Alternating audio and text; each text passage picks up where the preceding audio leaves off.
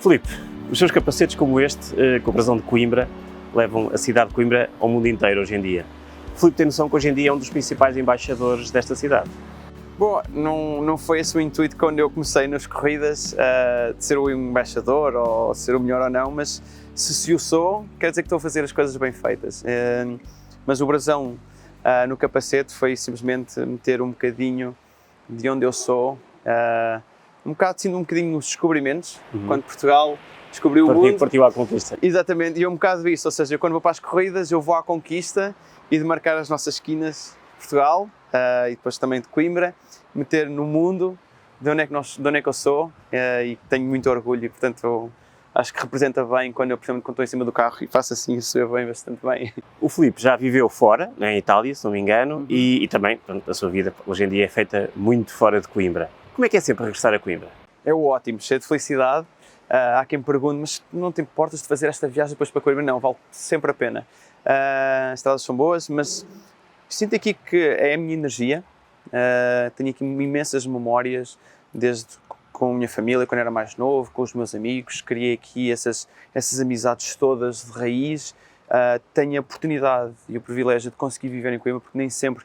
Tenho muitos amigos meus que vivem fora hoje em dia, não porque querem, mas simplesmente porque é o que é, a vida leva-nos a outros desafios. Eu tenho essa oportunidade de poder viver cá e crescer, com que as minhas filhas tenham a oportunidade de crescer em Coimbra. E sinto-me um privilegiado, porque já passei por muitas cidades no mundo, mas a base desta cidade, ou seja, não é muito grande nem muito pequena, tem uma educação espetacular, segurança. E como é que tem visto a evolução da cidade ao longo destes anos? Foi morar para a Itália e com que idade? Eu, 17, 18 anos, foi muito cedo. Há 20 anos. Exatamente, portanto, foi um momento de oportunidade, ou seja, eu tive que ir para lá viver por causa de prosseguir a minha carreira. Estive numa zona, não estive numa grande cidade, estive numa cidadezinha pequenininha, e depois cada um, enfim, cada cidade tem o seu encanto. A minha Coimbra tem esta, ou seja, eu gosto sempre de voltar à terrinha. Estou muito ligado a Coimbra e depois sinto um bocadinho que, acho eu, o talento vem muito da inspiração e Coimbra dá-me essa inspiração. E é aqui que gostava que as suas filhas fizessem vida profissional, por exemplo?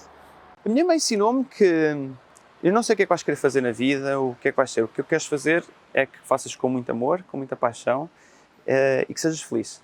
Eu não sei se as minhas filhas vão querer viver cá. Se viverem cá, vou ficar super feliz. Se não, o que é mais importante para elas, em qualquer lado no mundo, é que estejam bem, seguras, com saúde, felizes, e isso sim é o mais importante. E o Filipe, nesta vida, nunca será após automóveis, porque isso já se percebeu que será sempre alguma coisa ligada aos carros, mas quando este ritmo das pistas abrandar, também é em Coimbra que gostava de continuar? Eu acho que a vida é uma caixinha de surpresas e nunca sabemos, nunca pensei chegar onde cheguei hoje em dia, nunca pensei. Portanto, vamos ver o que é que a vida nos vai dar no futuro, o que é que me vai dar. Eu vou querer sempre ter a minha base em Coimbra, depois se eu vou perseguir uma das minhas filhas em qualquer lado e tentar viver em algum lado, vou fazê-lo. Senão, eu vou muito deixar pelas oportunidades, pelos desafios, que eu acho que é isso que nos movem. E esta cidade, há bocado interrompiu, falava que era segura, que era confortável, mas como é que tem visto? Há quem diga que a cidade parou no tempo, há quem diga que de facto é uma cidade com muita qualidade de vida. Tendo em conta a sua grande experiência de várias cidades, qual é a sua opinião sobre Coimbra? Eu acho que sim, menos desapaixonado. Exatamente. Não, é claramente, eu acho que temos cada vez mais olhar para os exemplos que se fazem lá fora ou noutras cidades. Exatamente como também outras cidades devem olhar também para nós e para outras cidades com qualidade de vida muito boas. Como é que se faz? Eu acho que não deve haver vergonha nenhuma em imitar casos de sucesso. Nisto é claro que temos de ser contidos em não expandir para o mundo completamente, mas também acho que há certos pontos de qualidade de vida, de olhar para os cidadãos, o que é que é necessário. Eu acho que isso é importante. Eu acho que Coimbra se calhar teve um bocado parado durante alguma fase, acho que há novo sangue novo, não só na Câmara, nos dirigentes, como de querer dar um novo passo, ou seja, fomos se calhar ultrapassados por algumas cidades, mas a ideia é sempre em constante mudança. Acho que a vida hoje em dia muda muito rápido e, portanto, nós temos de estar sempre predispostos a essa mudança e reagir a cada momento em que os cidadãos precisem. Eu, como viajo imenso, às vezes venho com certas ideias, naquela cidade tem isto que é espetacular, porque é que nós não temos em Coimbra? Vamos tentar fazer isso.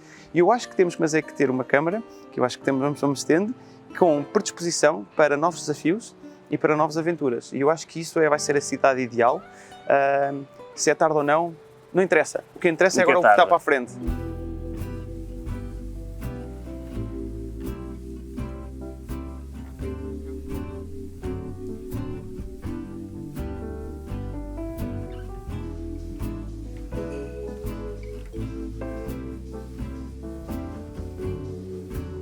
Filipe, ser piloto de automóveis, resistência e velocidade é uma profissão de alto risco?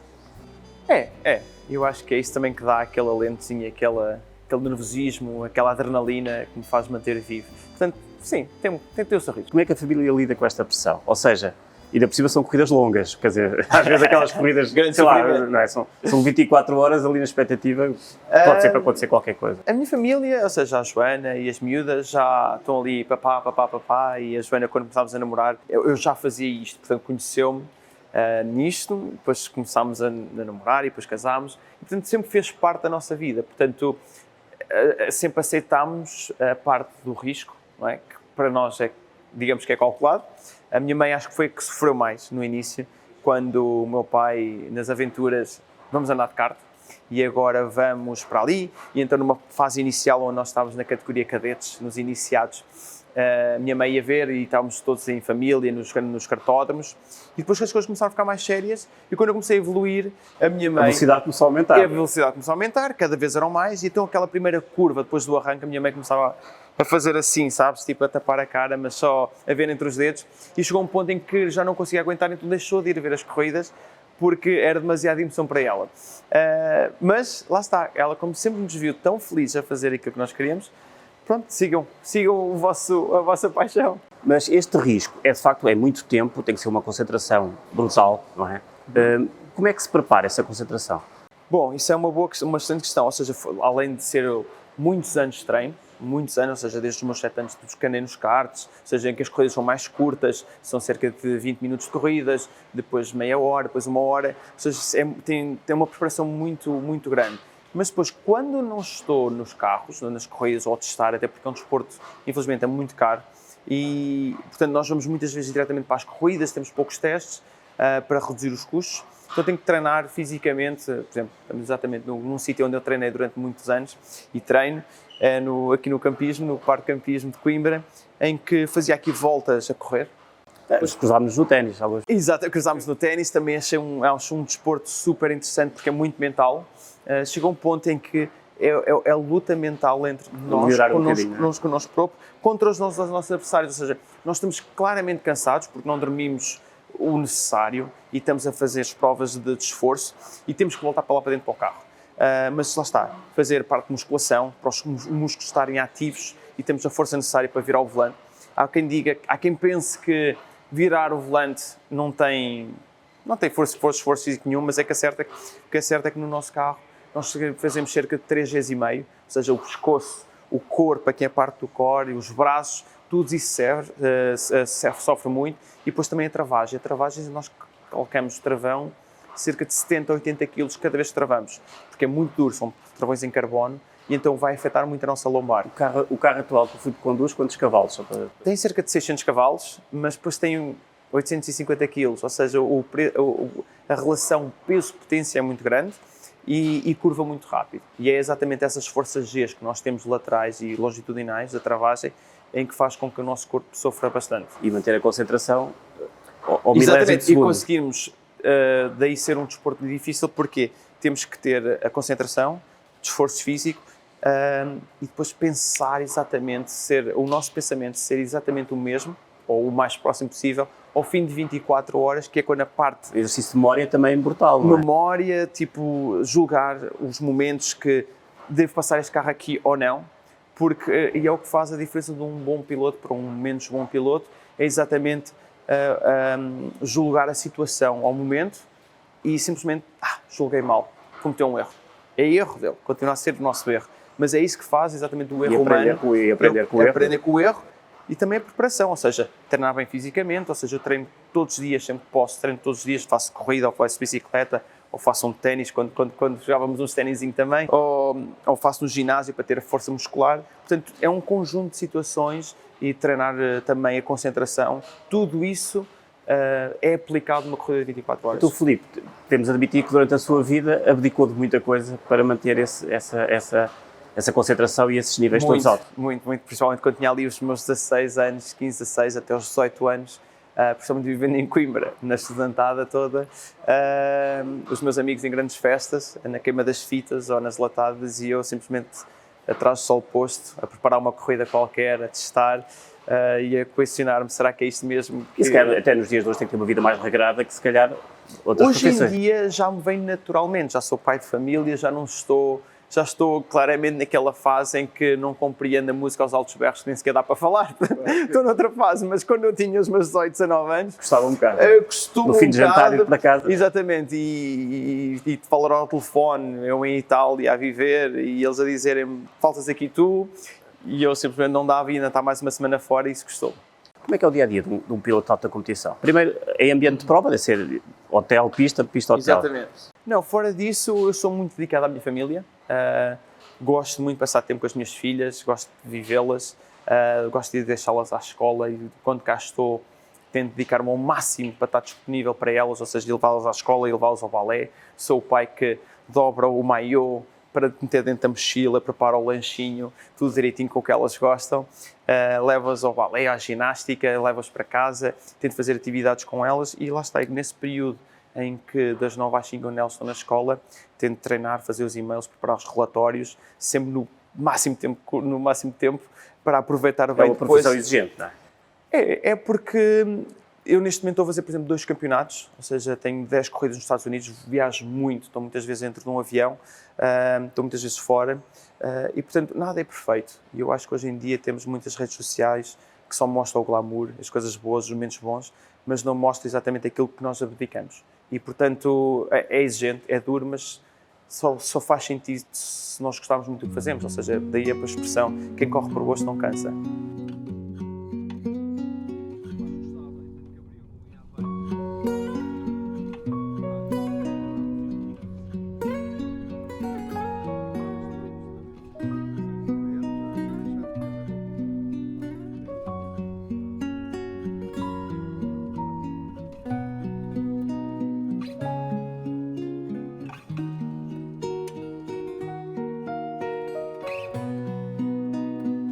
Filipe, foi dos karts que tudo começou. Que idade é que tinha? 7 anos, mais coisa menos coisa. E a essa primeira ida aos karts já era com o objetivo? Era uma coisa lúdica de família, assim? Foi mesmo o meu pai, numa mais das suas aventuras. Hoje vamos experimentar uma coisa. Então levou-me a mim e ao meu irmão à batalha a experimentar um kart. O mais velho, mais novo? Mais velho, o meu irmão mais velho. E então fomos os dois à batalha, os 3 à batalha, experimentar um kart de aluguer. Mas simplesmente como isso. E o bichinho foi lá, uau, isto é espetacular, isto é uma adrenalina inacreditável. E eu estive a conduzir um carro e entretanto, mas isto é claro que havia sempre segundas intenções do meu pai, porque quando ele era novo queria ter um kart e não teve. E então vamos meter aqui o bichinho, e então foi o bichinho para o resto da vida. E depois a seguir, o que é que aconteceu? Na semana seguinte já queriam voltar? Ou seja, depois o meu pai logo com esse intuito acabou por comprar um kart para nós, os dois, para partilharmos, e depois a minha irmã também veio. E ele também comprou um kart para ele, para ir andar com os amigos, e então claramente fim de semana de famílias, hobby, e aí vamos nós para um kartódromo na batalha na altura, depois começou a abrir a Leiria, e foi exatamente como um hobby, em família. Agora vamos aqui, depois começámos a ir a Braga, começámos a descobrir um bocadinho, a viajar a sítios no país, em Portugal. E o Filipe já era mais rápido que eles todos?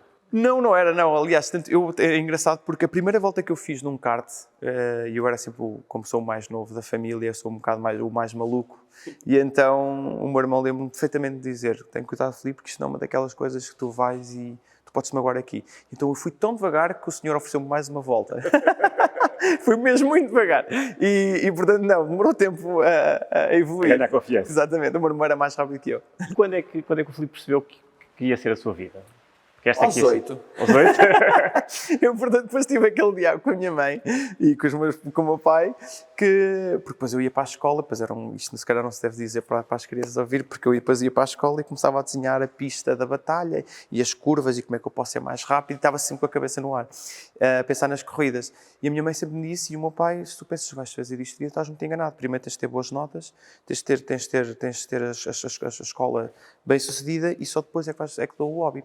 Eu estava está bem. Mas é claro que entrava por um lado e saía pelo outro. Claro. Mas, entretanto, o objetivo sempre foi mesmo cumprir na escola e depois... Como é que fazia essa gestão? Os pais muito em cima? Os pais em cima e, portanto, era ao fim de cada período ver as notas. Não, Filipe, vais ficar de castigo, não tens os cartos, e então eles ameaçavam muito, eu acreditava sempre muito naquilo. É que, claro, que chegou a um ponto em que a coisa estava tão séria, mas o que é certo é que os meus pais sempre fizeram muito bem, porque eu acreditava sempre nisso, e então aplicava-me sempre muito na escola, no segundo período e no terceiro período, e então conseguia atingir os mínimos, digamos, dos meus pais para passar de ano, para conseguir. É claro que também nunca foi tão simples, apesar de ser cabeça no ar. Porquê? Porque eu sempre faltei às aulas desde os meus 7 anos. Ou seja, nós temos treinos livres à sexta-feira, sábado cronometrado e domingo corrida. E nós chegávamos na segunda-feira, lembro perfeitamente, isto todo dorido das costas, das costelas, lá ir, e aí eu na segunda-feira cheio de sono, mal fazia os trabalhos de casa, mas ia de alma cheia, das corridas. E correu bem, não é? Acho que sim, hoje em dia não. E depois os outros passos assim da sua carreira, depois tinha ido para a Itália, não é? Exatamente, ou seja, esse foi um momento super importante. Porquê? Porque o meu pai, entretanto, adoeceu, não conseguíamos mais financiar esta oportunidade que é de ser um desportista, e, entretanto, foi quando apareceu uma oportunidade de ser piloto profissional nos karts ainda. Nós não tínhamos maneira, e a minha mãe, nessa altura, o meu pai tinha adoecido, era o meu pai quem nos guiava para qualquer lado. O Nuno Coceiro e o Pedro Coceiro começaram a ser os meus agentes e foram eles também proporcionar essa oportunidade, mas foi num momento super crucial que a minha mãe foi capaz de dizer: não vais desistir, vais seguir o teu sonho, e se não conseguires, voltas para casa e eu estou aqui. E então foi essa, minha mãe teve essa confiança, essa deixar-me voar, digamos assim, como ela diz, vai seguir o teu sonho. Porque ela sabia exatamente que era isso que eu queria. E então assim foi. Fui para a Itália, foi muito difícil, mas pronto, hoje... Quanto tempo é que esteve em Itália? Eu tive 2 anos, corri 2 anos em Itália, tinha 17 anos, portanto tive que aprender a língua, como é que isto se chama e como é que vamos para aqui e para lá. Aprendi e cresci imenso logo no primeiro ano, porque estou a viver fora de casa. Aquelas coisas, aqueles miminhos que nós não temos até da mamãe e o leitinho de manhã. Nessa altura damos valor, não é? Damos muito valor a muitas coisas, mas é aí que nós crescemos. É claro que vinha outro, e depois uma coisa levou à outra, de querer continuar a ser com a mesma perspicácia e de perseverança de querer ser piloto. E o sonho, seja, estava ali. E esta se calhar é uma pergunta que já fizeram 1000 vezes, mas vamos à 1001. E o sonho era fazer Fórmula 1? Claramente. Ou seja, quando eu cresci, como na minha altura, a minha década, era ver aos domingos também o Ayrton Senna a correr, e portanto era o meu grande ídolo. E portanto era chegar à Fórmula 1. Estive lá muito próximo, depois entrei na Red Bull, estive muito próximo, fui muito frustrado, mas depois uma pessoa continua a crescer e percebe que o mundo não é justo, e há outras injustiças muito piores. E portanto não cheguei lá, não por falta de mérito, por políticas, por lugar certo, à hora certa, as coisas não proporcionaram, mas o que é certo é que hoje faço o meu sonho, que é ser piloto de automóveis. E reunir apoios para toda esta carreira deve ser difícil. É mais difícil conduzir a 300 à hora ou arranjar apoios para manter tudo isto a andar? Bom, primeiro temos que arranjar os apoios para conseguirmos, eventualmente, um dia chegarmos a andar a 300 à hora. Hoje em dia é muito mais fácil andar a 300 à hora para mim, mas arranjar apoios numa carreira é muito difícil. Mas sempre fui muito também acarinhado por certas empresas na região centro e em Portugal. Mas claramente hoje em dia tenho o orgulho de ter Coimbra no meu capacete. Estamos aqui exatamente no Automóveis de Mondego, que eles me patrocinaram numa fase crucial da minha carreira, quando eu era mais novo, nos karting, com pequenas ajudas que em momentos cruciais vale muito mais do que outra coisa. E hoje em dia já vou sendo conhecido, sou apoiado outra vez, sou o embaixador de Automóveis de Mondego, tenho um orgulho enorme, não só de ser hoje apoiado por eles, mas simplesmente pelo que eles fizeram por mim no passado. E, portanto, tenho um carinho muito especial, não só pela família, porque também crescemos juntos. Corremos juntos na altura e partilhávamos as nossas derrotas, as nossas vitórias pelo país inteiro, e, portanto, voltámos sempre para Coimbra, que era espetacular. Estávamos sempre centrais no país. Portanto, tenho um carinho muito especial por quem nos ajudou, ou seja, e portanto é muito difícil arranjar apoios num desporto que é tão caro, mas para mim foi possível. Foi campeão mundial, campeão europeu. O que é que ainda o faz correr? Ser bicampeão mundial. Há sempre mais corridas para E ganhar. ganhar uma geral? Ganhar uma geral eu acho que é o grande desafio que eu ainda vou ter. Eu, dentro de poucos, nos próximos 2 anos, espero estar a correr na Le Mans geral. Assinei com a Acura, vou correr com eles e, portanto, é esse o objetivo. Neste momento quero também ganhar o Campeonato Americano, que é ou seja, há 3 campeonatos neste momento de resistência importantes. Os mais importantes são esses, ou seja, o Campeonato da Europa. E esse é o que falta ganhar. O Campeonato do Mundo, e falta-me o ano passado fiquei em segundo, simplesmente a 1 ponto do primeiro. Portanto, a ideia é ganhar claramente o Campeonato Americano e as 24 horas no geral.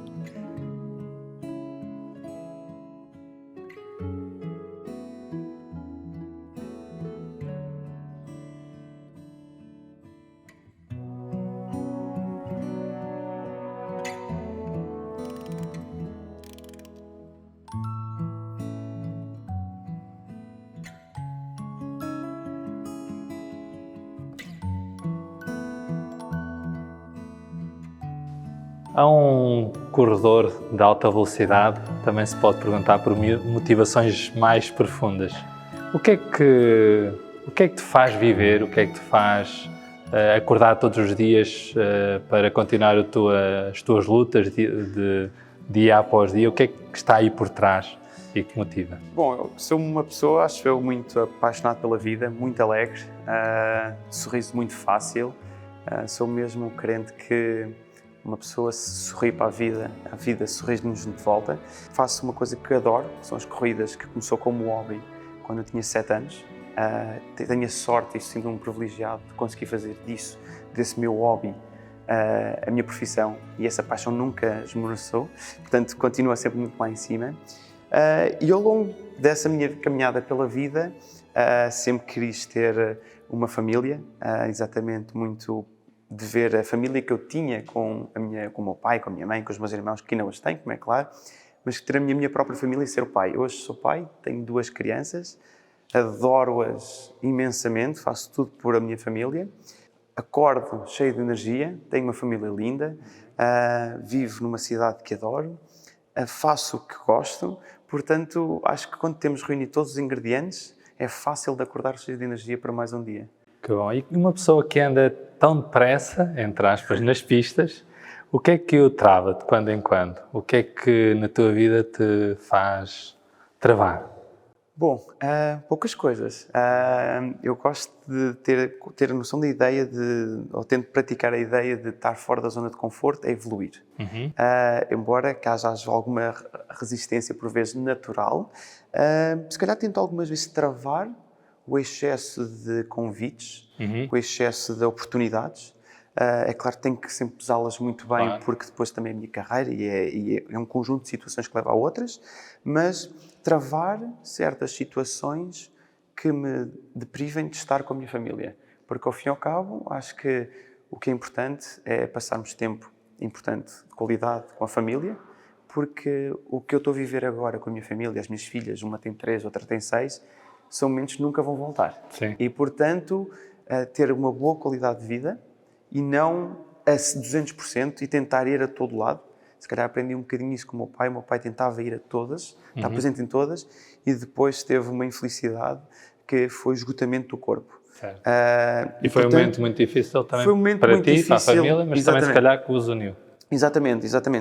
Acho que sou muito apologista de o que não nos mata torna-nos mais fortes. E, portanto, foi um momento quando o meu pai adoeceu, eu tinha apenas 17 anos, e, portanto, foi muito duro para nós todos como família, porque principalmente perdemos o nosso general, o nosso capitão, principalmente o meu pai era uma pessoa muito marcante, era muito presente e muito desafiadora para nós todos, com aventuras. Agora vamos andar de kart, agora vamos fazer ski, agora vamos fazer isto, vamos andar de moto.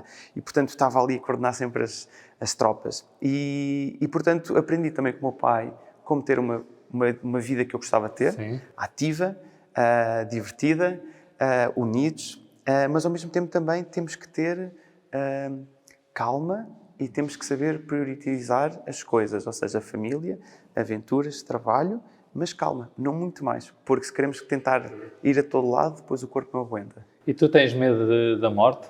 De morrer, da morte? Quando se atinge altas velocidades há uma certa adrenalina, mas no contexto todo da tua vida tens a morte? Eu não penso na morte, é uma excelente questão, não penso, vivo as coisas com pés e cabeça, com mais consciência hoje do que quando era mais novo, principalmente sem família. É engraçado que há um tipo de corridas nos Estados Unidos, que são umas ovais em que eles fazem médias de 370 km por hora, que é uma loucura. Aliás, a corrida até que chama-se a Indy 500, que é muito famosa, mas isso dá-me sempre deu um pé atrás de não fazer, exatamente porque senti um bocado, no meio desta paixão toda pelos automóveis, a palavra lá no meio de morte, ou de invalidez, ou enfim, de tudo isto que nós tomamos por garantido a saúde, as questões de andarmos e nos deslocarmos por qualquer lado. Isto estava lá no meio eu posso ter um acidente, e tenho amigos meus que tiveram um acidente e não ficaram a andar, ou faleceram, e isso é duro. Contudo, continuo a correr, onde o risco é mais controlado, hoje em dia mais seguro. Não andamos a 378 constantemente, andamos sim, muitas vezes acima de 300. Eu acredito sempre que está tudo sob controle, até não estar, como é claro. Mas que sou muito calculista e, principalmente com o tempo, com a experiência, faz-me posicionar em certas situações que eu sei que está mais ou menos 80% sob controle. É claro, um pneu rebentar, uma suspensão rebentar, não está nada em controle com ninguém, mas tenho uma parte que sim, que tenho do meu lado, em que está sob controle. Contudo, quando lá estou dentro, quando tenho o capacete, isso não pode fazer presente. Exatamente como estávamos a falar há pouco, se eu sorrir para a vida vai-me sorrir de volta. Se eu pensar na morte, a morte vai-me perseguir. E, portanto, penso um bocadinho, inconsciente ou não, pelo menos até agora funcionou, é um bocado fazer as coisas com paixão, com coração, com preciosidade, sem nem mais, nem menos. E é então o equilíbrio das coisas, eu acho que é a fórmula ganhadora. Portanto, sou controlado nessa parte, mas não penso na morte. Uma pessoa que dá tanto valor à família e bem, que é pai, que é piloto, à família que tem, à família que constrói, uma pessoa que é otimista, que se nota também que faz da vida também um privilégio e um dom. Nem tudo é coincidência. Há por aí deuscidências, é uma palavra que não está no dicionário, mas há por aí deuscidências, isto é, há experiências e há momentos de encontro para além da evidência, não só com o pai, com o piloto, na vida. Às vezes um acreditar em ti próprio, por um lado, mas também acreditar em qualquer coisa, isso também te motiva, ajuda-te? Bastante. A minha família toda, principalmente a minha avó, era muito religiosa. Eu acabei por fazer a catequese e ouvir as histórias, e eu gosto de acreditar em Deus, Jesus Cristo, depois sendo praticante ou não, mas eu acho que cada um faz a sua própria caminhada, e estava aqui a dizer agora ao padre que é a melhor pessoa para mim caminhar, mas cada um tem que, acho eu, na meu ver, acreditar em uma força maior, que nos ajuda, ao fim e ao cabo, eu acho a força de Jesus Cristo, ou de Deus, ou de uma dimensão mais de uma dimensão transcendente, que não a nossa, não é? É que nos ajuda a chegar à nossa meta. E eu acredito nisso, que é uma ajuda que me ajuda a passar as dificuldades, claramente, como toda a gente tem. Coincidências, claramente que eu como sou muito... Eu estudo as coisas ao pormenor, quando os resultados acontecem e quando não acontecem. E às vezes tentar perceber porque é que não aconteceu isto. Porque é que me aconteceu isto.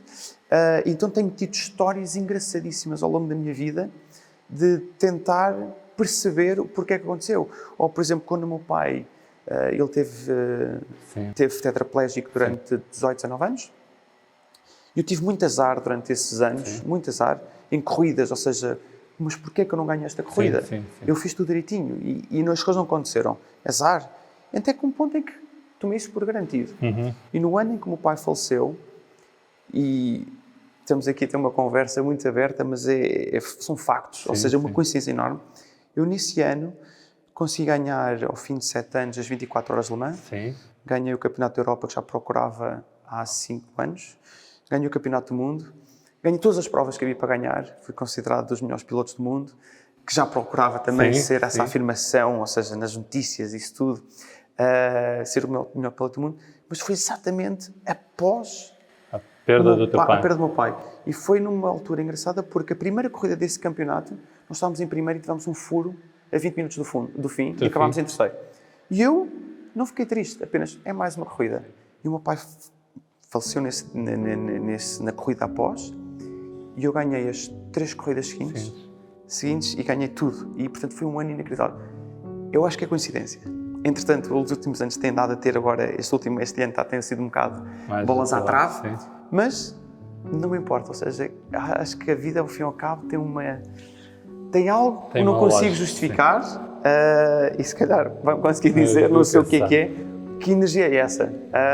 Portanto, acredito, as coincidências são por explicar, mas eu tento encontrar esses padrões, mas sem resposta. Muito bem. Muitas felicidades para o teu caminho e que, de facto, consigas sempre alcançar os teus objetivos. Um enorme abraço. Muito obrigado também por esta visita guiada e também por esta entrevista com perguntas que nunca me fizeram antes. Um abraço. Obrigado.